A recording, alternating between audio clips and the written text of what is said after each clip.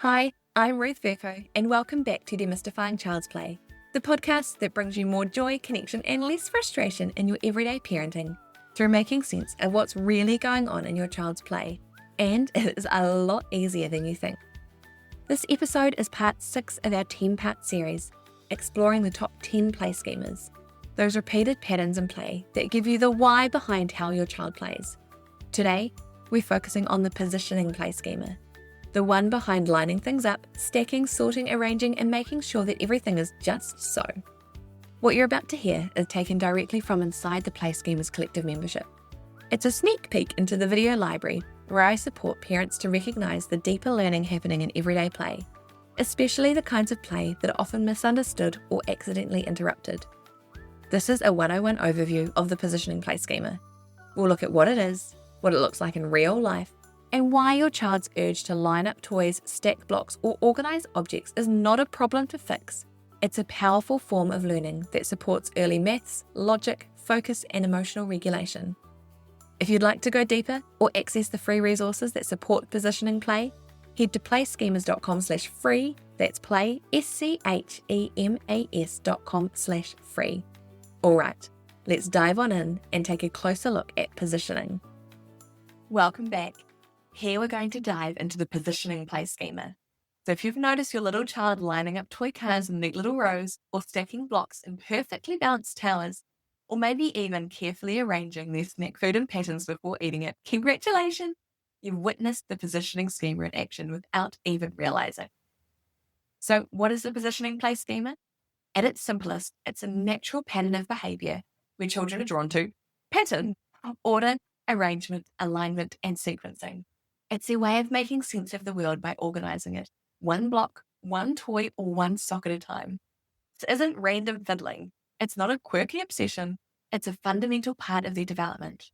Children explore positioning when they place objects in careful alignment, rows, lines, patterns, or when they stack, balance, and position things just so.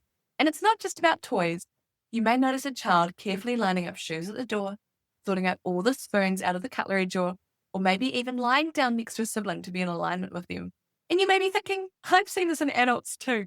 The positioning schema is one that is very strong in adults as well. So why do children explore positioning? Why do they do this? What is the developmental purpose? I like to think of it this way. The positioning schema is how children begin to explore the early building blocks of mathematics and logical thinking. When they're lining up blocks, they're experimenting with order, sequence, and patterning.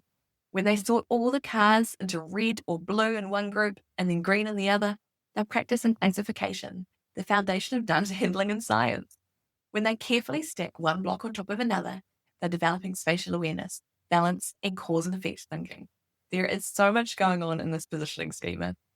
Now, I want to pause here because sometimes I hear from concerned parents who might be thinking, why is my child always lining things up? Why are they not playing? Or maybe you've felt frustration when your child insists that things must be just so, or a sibling's interference leads to a meltdown. Rest assured, positioning play is not a problem behaviour, it's a learning behaviour. What may look like obsessive sorting or messy lining up is actually meaningful brain-building work. So take a breath, it's them learning. And this is why the positioning schema really matters for us as parents and caregivers. When we understand it, we can reframe how we see it.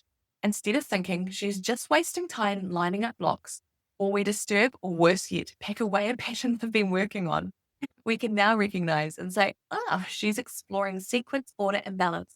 This is her way of learning about patterns and organization. And as an adult, not packing it away. And look, you've already mitigated a big emotion by not packing it away. This shift in perspective is powerful because when we respect and support the schema, we respect and support the child. And when we respect and support the child, their learning expands. Okay, so what are some deeper benefits? I love this. There is cognitive and emotional benefit in this schema and all the other schemas as well. So every time your child engages in positioning play, they're not only exploring maths and logic, they're developing focus, persistence, and a sense of mastery, which is huge. And beyond the cognitive benefit, there's also an emotional layer. Positioning gives children a sense of control in their environment. They're creating order in a world that can often feel overwhelming and unpredictable, where they want to have control, but they can't.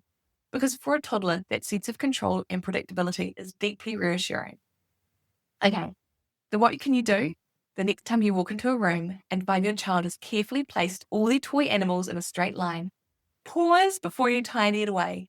Smile and remember, this is learning. This is meaningful play. It's not just lining up toys. It's early maths, spatial reasoning, emotional regulation, and creative expression all rolled up into one. So to sum it all up, positioning play schema is all about children exploring order, arrangement, alignment, sequencing, and supports their cognitive development. It introduces them to mathematical and scientific thinking, builds problem-solving skills, and helps them make sense of their world. And most importantly, it reminds us parents to see play differently, to notice the hidden layers of learning in those everyday moments. So the next time your child is deep in concentration, lining up the blocks or sorting spoons, you know it isn't just play. It's powerful brain building at work. All right, so that is our 101 overview of the positioning play schema. And the next section will explore the different types of positioning play that you might notice and how they show up in your child's everyday. And don't forget, you can ask Archie the Archives King all things positioning. And if you can't answer, just flick me a DM or comment below. Please ensure you tag me using @RootsVirco so I don't miss it. I'll see you in the next video.